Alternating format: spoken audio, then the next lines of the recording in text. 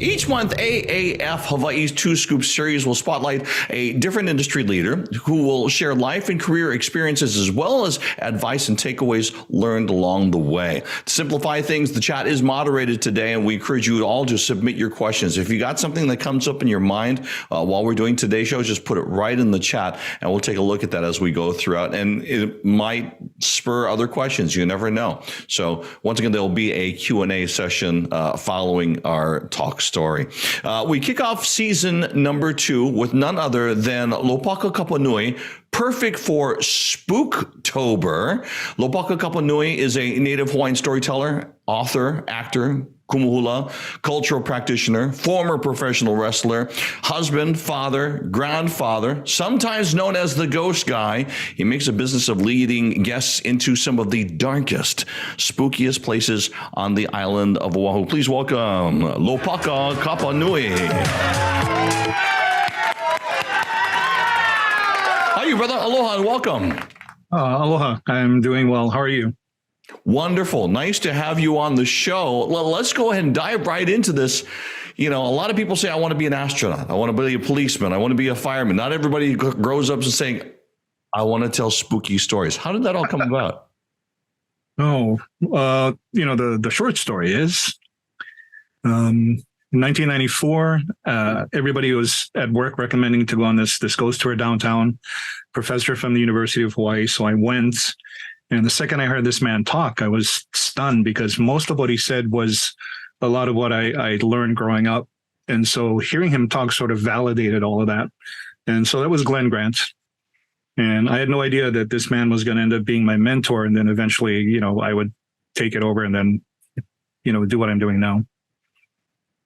For those who are not familiar with Glenn Grant, describe who he is to so many people and what he has been able to accomplish in his lifetime of storytelling. He was originally a candidate for his doctorate at Culver City College, I believe, but because this bunch of Japanese bachelors befriended him when they saw him alone at the pier at Santa Monica, the one bachelor, Professor Dennis Ogawa, became his friend. And so when Dennis Ogawa moved here to Hawaii, he sent Glenn to come here also and complete his doctorate. So Glenn, his first week here, had a spiritual experience, and that's what led to his curiosity about ghosts and spirits in the islands, and eventually led him to write I think, these 9 books about obake and spirits in Hawaii. And so he started officially the very first ghost tour in the islands in 1974. And so you got to work with him, and as things went on, he mentored you into this world. Yes. In fact, there's no reading anything, no writing anything, no recording. He just took me to all the places, and he said, I'll tell you these things and you're going to have to memorize it. And he said, you can read stories from my book. He said, but eventually that's not going to help. And so what he said to me, eventually he said, you'll gather your own stories and make it your own thing. And he said, so don't be me, be yourself and make it your own. He said, that's what's important.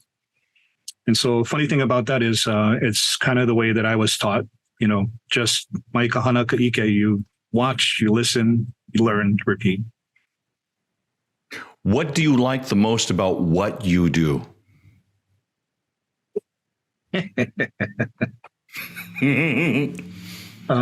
What I really like the most is when I have a group of people, I make it a point to talk to them, ask them who they are, what they do for a living in front of the other people.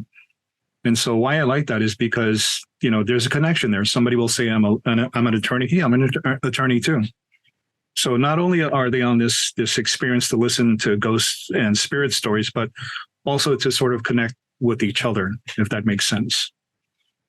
And so that's why I like it, and it has been almost like a healing experience for everybody by the end. That makes sense. No, it definitely does. Since you're talking about connecting, a portion of the people that are joining us today are in college. So in connecting with that part of our audience, do you have any advice for those entering the workforce, since your path is so unique, it's different, and you see things with a different lens. I will tell you what my sensei told me when I was college age, growing up. And to me, of course, our parents tell us when we're young, we don't pay attention, but we get to our age, our young age, and now it all makes sense. Starting out in college, you got to do classes, you got to find a job. Never complain about where you are, what your circumstances are. Wherever you are, do your best and become trustworthy, become responsible. So don't worry about likes, DMs, and follows. Don't worry about being popular. Worry about being responsible and trustworthy. Because Billy and I know a lot of popular people who are not trustworthy or irresponsible. Yeah. And so that's what's most important. And in every circumstance, do your 100% best. So I don't mean burn yourself out, but if you're at your job at McDonald's for eight hours, be the best fry tosser. The best drive-through person. If you're working at L&L, be the best guy who makes the best rice. And it doesn't seem like it's important now in your young life, but when you get older, these are all the experiences you can fall back on. And what I'm also going to tell you may not make sense to you at this age, but try to be the same person in every capacity of your life. What I mean by that is you don't want to be the person everybody loves at church, but yet you go home and, make any kind to your family. So no matter where you are, whatever you do in every aspect of your life, be that very same person all the time. That's my advice. Before we go any further, I failed to mention this at the top of the show, and I want to mention real quickly that our sponsor, our sponsor is HEI. They are sponsoring today's show. We're talking story with Lopaka Kapanui. Now he has a new title, #1 Ghost Tour by USA Today. That just came down, what was it, just a couple of weeks ago? 2 weeks ago or last week? Last week, yeah. Has that changed anything for you? What happened as soon as that announcement was made by USA Today? I turned around because our office is also a part of our bedroom. So I turned my chair around to my wife's side of the office, and I gave her a big hug, and I said to her, "Thank you so much." Yeah. I said, "Thank you so much for all your hard work, for believing in us. And I said, from this small space, look, we're #1. Yeah. So did that change anything? We were just talking about The Voice and the Hawaii contestants and how we're glad for Hawaii people when they do well on a larger scale. Did your social media or did your phone start to get calls with people wanting to tell you hello or congratulations? How was that? Everything you just said. The volume of everything has increased. So emails, phone calls, spots on reality shows, calls about taking a couple of my stories, and converting them to screenplays for possible series, movies, stuff like that. It's the good thing about it is because my wife is the one who keeps everything intact and also keeps me humble. Because of that, it hasn't really been overwhelming. And so it's just, and I say this in a good way, it's more added responsibility. So it's like getting promoted, now, new job, new responsibilities. And as I always say, I'm so humble and very grateful. Like I was telling you earlier, there was a time when we were struggling. We got no emails, no reservations, struggling to pay the rent. So as overwhelming as this may become, I will not regret it. I will not complain. So it's like a wave and you learn how to ride those waves so that way you keep safe, both mentally, physically, but still keep moving. Yeah. Yeah. Wow, that was brilliant. Can I write that down? So you mentioned your wife. So can you elaborate on that a little bit? So she is indeed the gatekeeper then? Absolutely. We met, we're going to make 10 years next in February, but we're together 5 years before that. We met in a cemetery. Why am I not surprised? She was on one of my tours back in, I think, 2009, 2008. We went to Oahu Cemetery, and the bus was letting everybody off. And when I looked toward, the door of the bus, everybody's coming off, but she's standing right next to the door. And I looked at her and we locked eyes. And I remember saying to myself, whispering to myself, ooh, if you want to be with that woman, there's a few things about yourself you're going to have to change. And then I told everybody, don't take pictures. I'm going to tell you how. And this blinding flash. And it was her. And I kind of scolded her. And then afterwards, I went up to her and I apologized. And we became friends. And then it became more. And when I finally met her parents, come to find out they met in a cemetery. Whoa. Yeah. So no coincidence. Okay. How do you promote and market yourself, or how does your wife promote and market you because that's year round, even though it's like Christmas happens for you in October. And so how do you deal with all the other months of the year leading up to Christmas? Actually, our other busiest time aside from October is April. Around spring break, we get really busy. I guess people coming home from Hawaii, or mainland, whatever. And then a big surge of, there used to be a big surge in the Japanese market as well, Golden Week. And so I was surprised how many Japanese people actually can speak English. And so there's that. But basically, it's my wife constantly working on content. We're always looking for new ways to develop. So we're never quite stagnant. And we change the tours over every 6 months. And so it's just basically getting all kinds of content out there to make sure that we're, in touch with our audience. And we do fun things too, for our fans, just to let them know that we haven't forgotten them. Like we'll have some sort of ghost hunt thing and then provide patele stew for dinner. Stuff like that. Just make it fun. You mentioned about the fans. So do they constantly share stories with you that I'm guessing that some of them will intrigue you and you have to turn around and kind of go out there and investigate them and fill in the blanks? Does that happen? There's so much of that happens. From fans and people from around the world who email me, text me, walking out of the supermarket, somebody stops me and says, "Oh, bro, I get this story.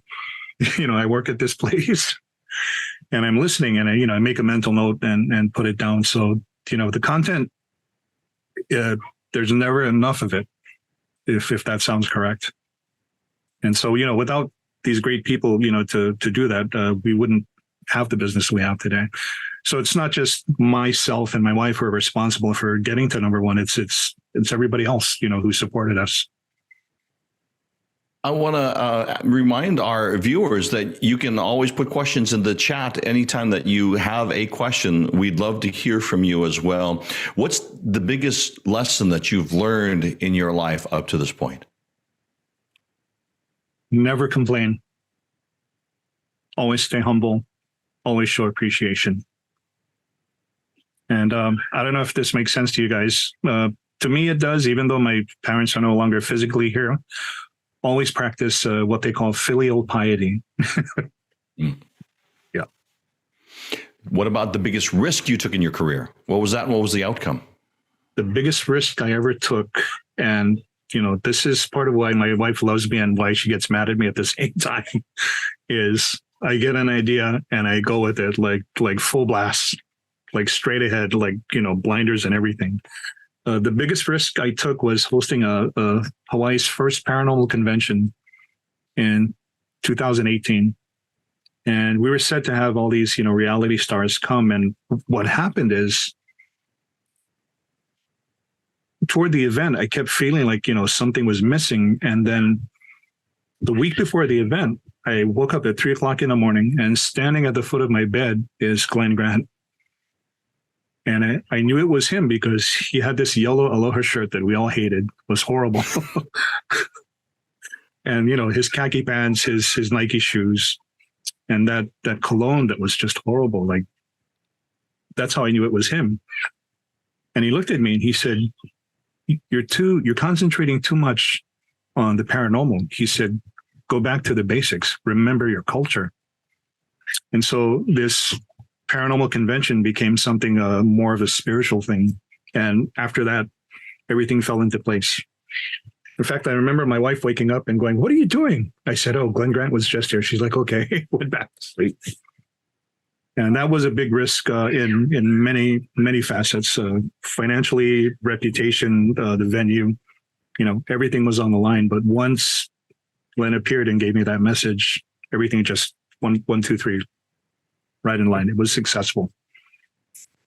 So much of your stories has been about this place or these islands, and the stories that emanate from here in the past.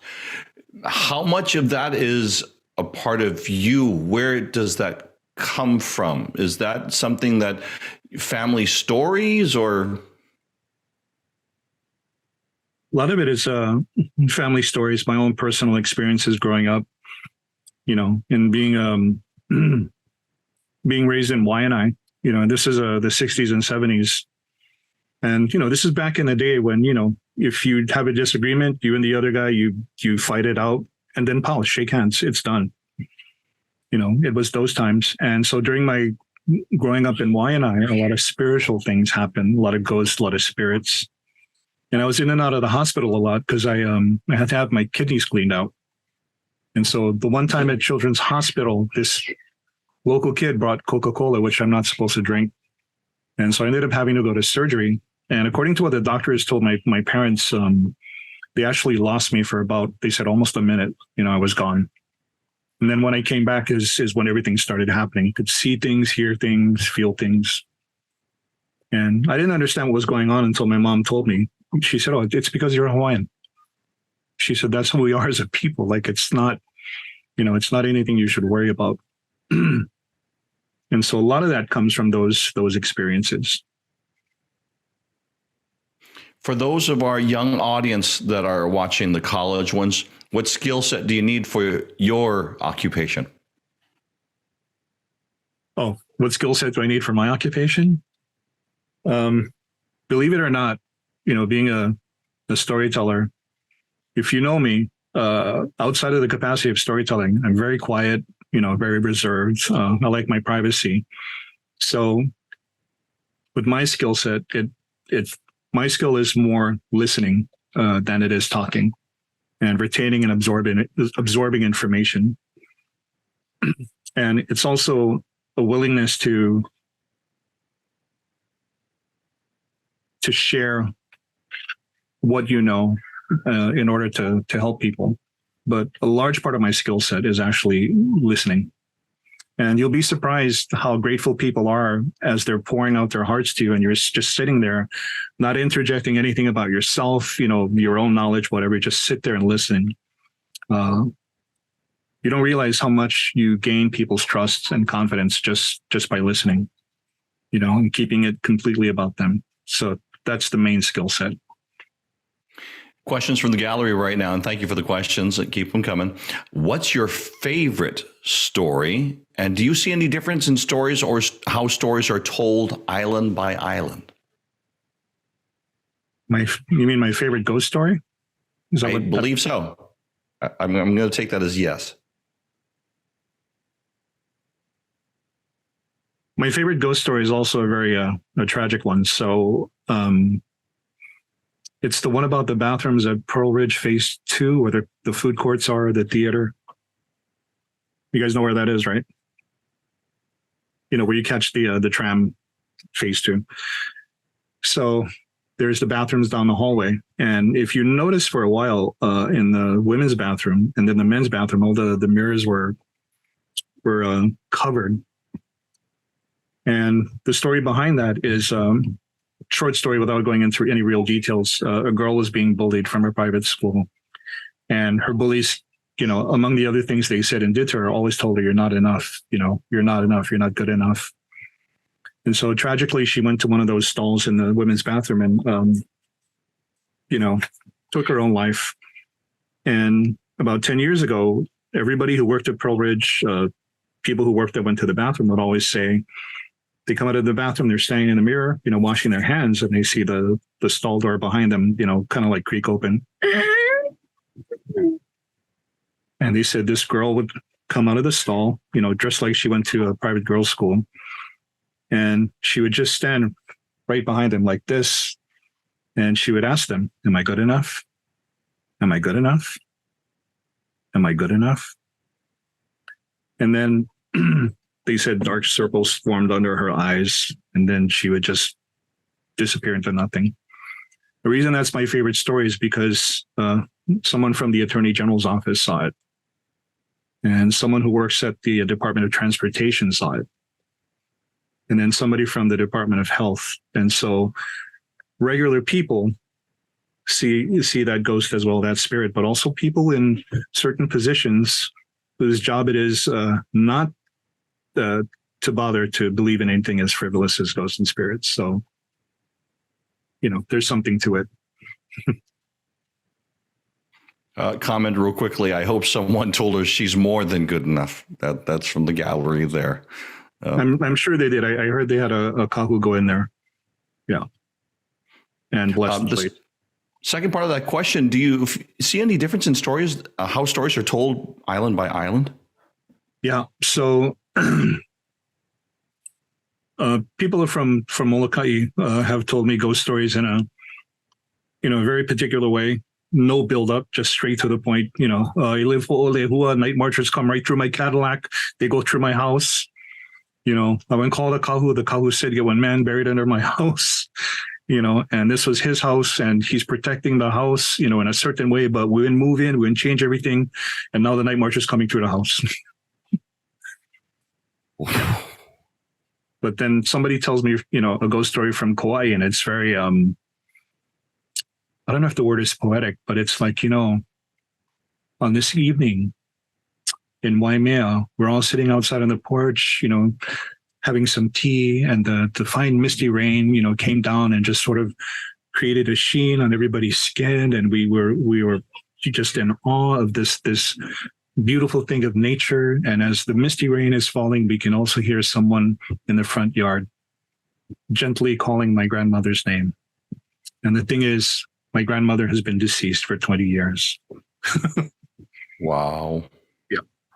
Another question from the gallery. Are you from a long lineage of people who have the gift of seeing, feeling the paranormal? Probably. As my mother told me, there's people in our family who our Auntie Ella was what they call a haka. So a haka in a family was a child that they could see was sort of like what we would call today a psychic medium.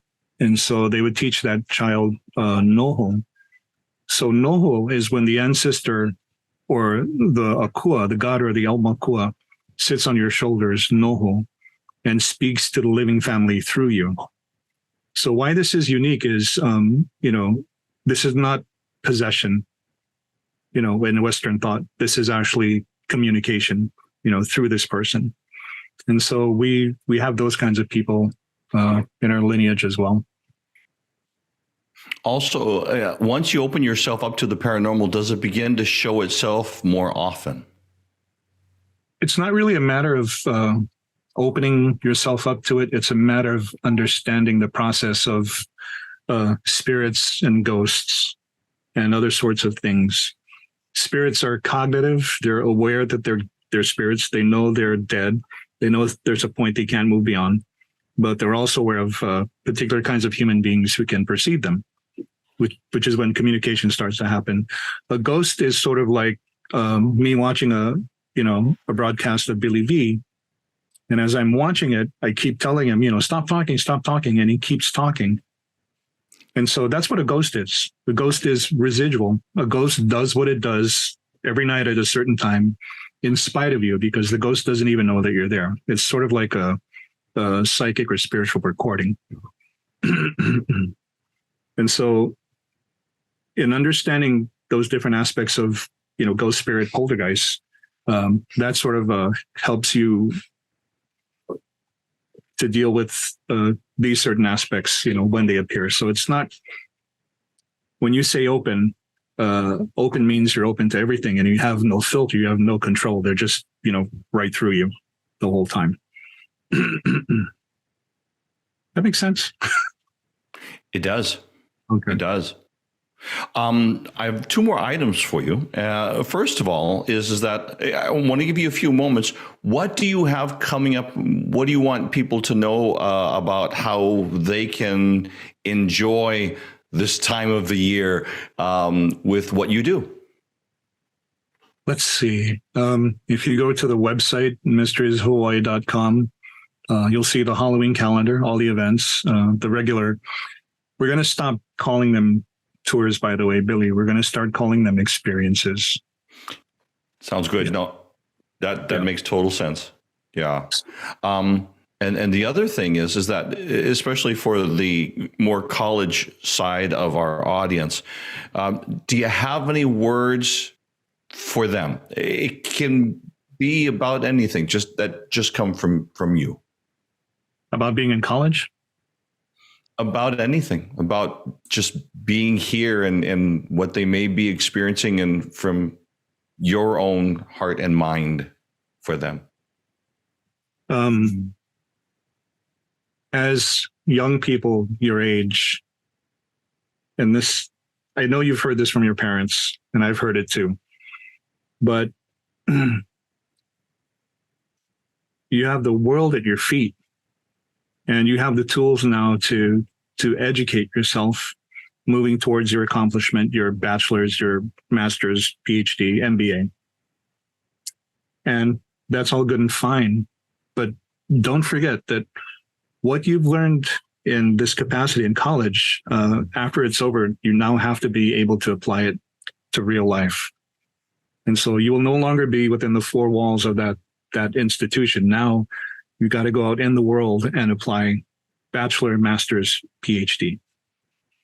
And as I said earlier, if there's anything you can remember, is that you have to treasure every single moment of what you're going through. And everybody's going through something. I understand that. You know, we've got good stuff going on, bad stuff. But as long as you appreciate what you're going through, what you're learning, whether it's good or bad, is if you take it as a lesson, that will be very, very beneficial to you in the end. A lot of us, because we're human, we look at it as, oh, bro, that guy, that thing, that place. But when things happen to us and, you know, you take a moment and just sit and think about it, you realize, wow, maybe this is why I'm supposed to do this, because I'm not supposed to be over here. And we don't realize what's going on. We don't realize, you know, what the powers that be are doing to put us in certain situations where we don't turn left, because if we did, we would have gotten this car accident. So it's beneficial to turn right. So just remember, every chance you have, appreciate the place you're in, the circumstances you're in, even though they're not good. It may not seem like it, but there's a lesson there. I hope that makes sense. He is an author, actor, kumuhula, cultural practitioner. We mentioned former professional wrestler, husband, father, and grandfather.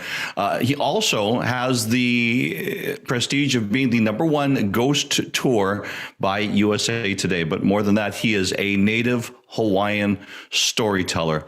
Lopaka Kapanui, thank you for being here with us today. Mahalo. It was my honor. Thank you so much. And if you get a chance, go find out more about him. Go and check out the website. Just a reminder, AAF Hawaii's 2-Scoop series, we spotlight a different industry leader who will share life and career experiences, as well as advice and takeaways along the way. You can join us coming up next month. The 2-Scoop will be with Jason Ulip, Senior Graphic Branding Manager for Vans. Wow. On Wednesday, that's going to be November 8th, 12:30 p.m. We'll all get together and we'll all do this again. And thank you very much for your wonderful time. And there's a lot of thank yous coming in on the chat for Lopaka Kapanui. So appreciate that, you guys. Have a wonderful rest of the week. Mala mopono aloha ahui ho. I'm going to put a shameless plug in here. University of Hawaii athletics, football and volleyball are going on now. Go Bows. We'll see you next time. Aloha.